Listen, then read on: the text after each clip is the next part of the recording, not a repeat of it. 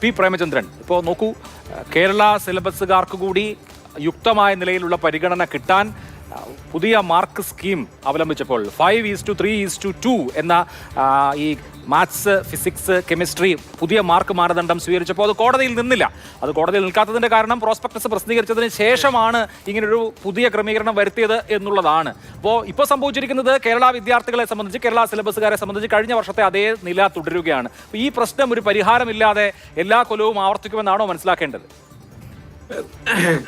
ഇതില് വളരെ പ്രയാസകരമായിട്ടുള്ള സന്ദർഭത്തിലൂടെയാണ് കേരള സിലബസിലെ കുട്ടികൾ കടന്നു പോകുന്നത് എന്നുള്ളത് ഒരു യാഥാർത്ഥ്യം തന്നെയാണ്. തീർച്ചയായിട്ടും ഇപ്പോൾ പോലും ഞാൻ വിചാരിക്കും ഏറ്റവും പ്രധാനപ്പെട്ട കാര്യം, ഇപ്പോൾ പോലും അടുത്ത വർഷം ഞങ്ങൾ ഇതേ രീതിയിൽ ഇപ്പോൾ ആദ്യം കൊണ്ടുവന്ന മാറ്റാൻ ശ്രമിച്ച ആ ഒരു രീതിയിലുള്ള സമീകരണം കൊണ്ടുവരും എന്ന് വിദ്യാഭ്യാസ മന്ത്രി പറഞ്ഞതായിട്ട് എനിക്ക് എവിടെയും ശ്രദ്ധയിൽപ്പെട്ടില്ല.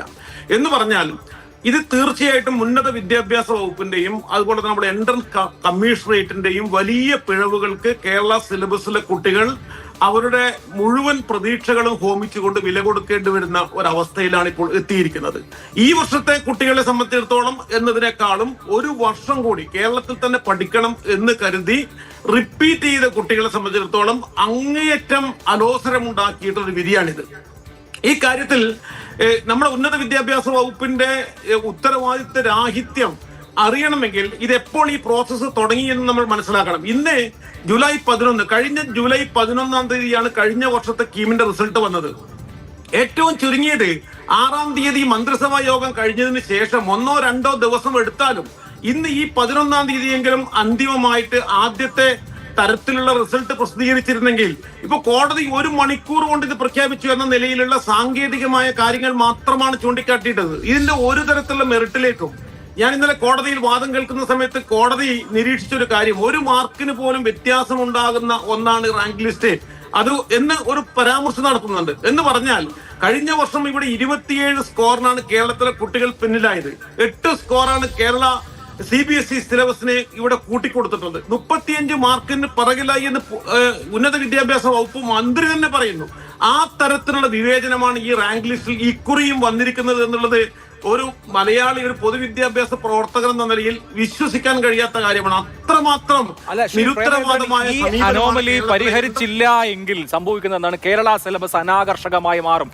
എഞ്ചിനീയറിംഗിനും അതുപോലെ തന്നെയുള്ള കോഴ്സുകൾക്കും പ്രവേശനം കിട്ടണമെങ്കിൽ CBSE പഠിക്കുന്നതാണ് നല്ലത് എന്ന നില വന്നാൽ CBSE സ്വകാര്യ സ്കൂളുകളിൽ ചേർക്കാൻ പാങ്ങില്ലാത്ത ആളുകളും CBSEയിലേക്ക് മക്കളെ വിടാൻ നിർബന്ധിതരാവില്ലേ? നമ്മുടെ എൻട്രൻസ് ഓറിയന്റഡ് എൻട്രൻസിന് പോയ ആളുകൾക്ക് കിട്ടുക, അല്ലെങ്കിൽ ഉന്നതമായ CBSE സ്കൂളുകളിൽ ഇന്റഗ്രേറ്റ് ആയിട്ട് എൻട്രൻസും ചേർത്ത് പഠിച്ചവർക്ക് വലിയ ലക്ഷങ്ങൾ കൊടുത്ത് ലഭിക്കുന്ന ഒന്നായിട്ട് കേരളത്തിലെ പൊതുമേഖലയിലുള്ള പ്രൊഫഷണൽ കോളേജുകൾ മാറുന്ന അതിദയനീയമായിട്ടുള്ള ഒരു മൊത്തം കേരളം എങ്ങനെ മറികടന്ന് വന്ന ഒരു കാലത്ത് വിദ്യാഭ്യാസം ചെയ്യണമെങ്കിൽ ഫീസ് വേണമായിരുന്നു, വലിയ സാമ്പത്തിക നില വേണമായിരുന്നു. ആ അവസ്ഥയിലേക്ക് പോകുന്ന നിലയിലേക്ക് കേരളം മാറുകയാണ്. ഇത് യഥാർത്ഥത്തിൽ കേരളത്തിലെ പൊതുവിദ്യാഭ്യാസം ശക്തിപ്പെടുത്താൻ വേണ്ടിയിട്ട് ഗവൺമെന്റിന് ഏറ്റവും ഉചിതമായ തീരുമാനങ്ങൾ എടുക്കാനുള്ള ഈ സന്ദർഭം അട്ടിമറിച്ചത് യഥാർത്ഥത്തിൽ ഈ എൻട്രൻസ് കമ്മീഷണറേറ്റും അതുപോലെ ഉന്നത വിദ്യാഭ്യാസ വകുപ്പും തന്നെയാണ്. കാരണം 1-2 കാര്യങ്ങൾ കൂടി പറയാൻ അനുവദിക്കണം. ഒന്ന്, കഴിഞ്ഞ ഒക്ടോബറിൽ ഈ വിഷയം ഉയർത്തിയിട്ട് വലിയ സമരം കേരളത്തിലെ പൊതുസമൂഹത്തിൽ നടക്കുന്നുണ്ട്. ഈ പറയുന്ന ജൂലൈ ആദ്യം തന്നെ ഇങ്ങനെ ഈ മാർക്ക് നഷ്ടപ്പെടുന്നതിന്റെ പേരിൽ ലേഖനം ഞാൻ എഴുതുന്നുണ്ട്. മാതൃഭൂമി ആഴ്ചപ്പതിപ്പിലടക്കം ലേഖനം നിരന്തരമായി എഴുതുന്നുണ്ട്. അതിന്റെ അടിസ്ഥാനത്തിൽ ഒക്ടോബർ മാസത്തിൽ SCCRT ഇതിനെ സംബന്ധിച്ച് ഒരു പഠനം നടത്തുന്നുണ്ട്. അവരുടെ നിർദ്ദേശപ്രകാരം ഈ നവംബർ മാസത്തിൽ എൻട്രൻസ് കമ്മീഷൻ ഇത് പരിഷ്കരിക്കണമെന്ന് പറഞ്ഞ് എഴുതുന്നുണ്ട്. കേരള മുഖ്യമന്ത്രി ഈ വിഷയത്തിൽ ഡിസംബർ മാസത്തോടുകൂടി ഇടപെടുന്നുണ്ട്. സാധാരണ ഡിസംബറിൽ പ്രഖ്യാപിക്കാറില്ല ഈ പ്രോസ്പെക്ടസ് അദ്ദേഹം ഇടപെട്ടുകൊണ്ട് വേണ്ട ഇക്കുറി നോക്കാം, നമുക്ക് ഒരു മീറ്റിംഗ് ഒക്കെ വിളിക്കാം, എല്ലാ മന്ത്രിമാരുടെയും ഉന്നത സെക്രട്ടറിമാരുടെയും എന്ന് പറഞ്ഞിട്ട് അത് നീട്ടിവെക്കുന്നുണ്ട്.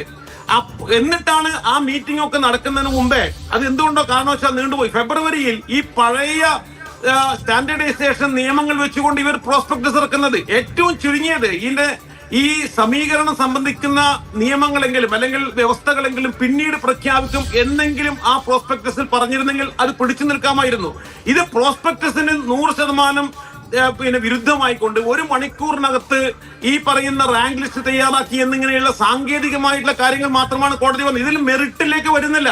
യഥാർത്ഥത്തിൽ ഇത് കേരളത്തിലെ കേരള സിലബസിൽ പഠിച്ച വിദ്യാർത്ഥികളുടെ അവരുടെ മുഴുവൻ ഊർജവും ഈ കേരള സിലബസിനോടുള്ള അവരുടെ മുഴുവൻ പ്രതിബദ്ധതയും തകർക്കുന്ന ഒരർത്ഥത്തിൽ കേരളത്തിൽ CBSE പഠനത്തിന് കൂടുതൽ ഊന്നൽ നൽകുന്ന രീതിയിലുള്ള ഒരു വിധിയായിട്ട് ഇത് മാറുന്നത് ഇവരുടെ ഈ പറയുന്ന യാതൊരു തരത്തിലുള്ള വ്യവസ്ഥകളും പാലിക്കാതെയുള്ള ഇടപെടലാണ്. അത് എൻട്രൻസ് കമ്മീഷണറേറ്റും അതുപോലെ തന്നെ ഉന്നത വിദ്യാഭ്യാസ വകുപ്പും പ്രേമചന്ദ്രൻ അങ്ങ് പറഞ്ഞ കാര്യങ്ങൾ കൃത്യമാണ്. ഇത് കേരള സിലബസ് അനാകർഷകമായി മാറാനുള്ള സാഹചര്യം, ഒപ്പം തന്നെ ഈ CBSEയിലേക്ക് കുട്ടികളെ കൂടുതൽ ചേർക്കേണ്ട സ്ഥിതി, ഇത് സർക്കാർ എടുത്ത തീരുമാനത്തിനോട് ആർക്കും വിയോജിപ്പില്ല, നല്ലത് തന്നെയായിരുന്നു. പക്ഷേ അത് ഇങ്ങനെയാണോ നടപ്പിലാക്കേണ്ടത്, ബോധോദയം ഉണ്ടായിട്ടാണോ സർക്കാർ ഇത് ചെയ്തതെന്നാണ് കോടതിയുടെ ഭാഗത്തുനിന്ന് വരെ ചോദിച്ചത്. തീർച്ചയായും കൃത്യമായി സമയബന്ധിതമായി എടുക്കേണ്ട തീരുമാനമായിരുന്നു അത്. ഫെബ്രുവരിയിൽ പ്രോസ്പെക്ടസ് പ്രസിദ്ധീകരിക്കുന്നതിന് മുൻപേ ഒരു വിദഗ്ധ സമിതിയെ നിയോഗിച്ച ആ സമിതിയുടെ റിപ്പോർട്ടിന്റെ അടിസ്ഥാനത്തിൽ സർക്കാർ ഒരു തീരുമാനത്തിൽ എത്തണമായിരുന്നു. അത് പ്രോസ്പെക്ടസിൽ അച്ചടിച്ച് വെക്കണമായിരുന്നു. അതൊന്നും ചെയ്യാതെ അവസാന നിമിഷം മാനദണ്ഡം മാറ്റിയത് വഴിയാണ്. ഒരു കളി തുടങ്ങിയതിന് ശേഷം പകുതിക്ക് വെച്ച് അതിന്റെ നിയമം മാറ്റാൻ പറ്റില്ല എന്ന് കോടതി പറഞ്ഞത് വളരെ വ്യക്തമാണ്. അത് ആർക്കും മനസ്സിലാവുന്ന യുക്തിയുമാണ്.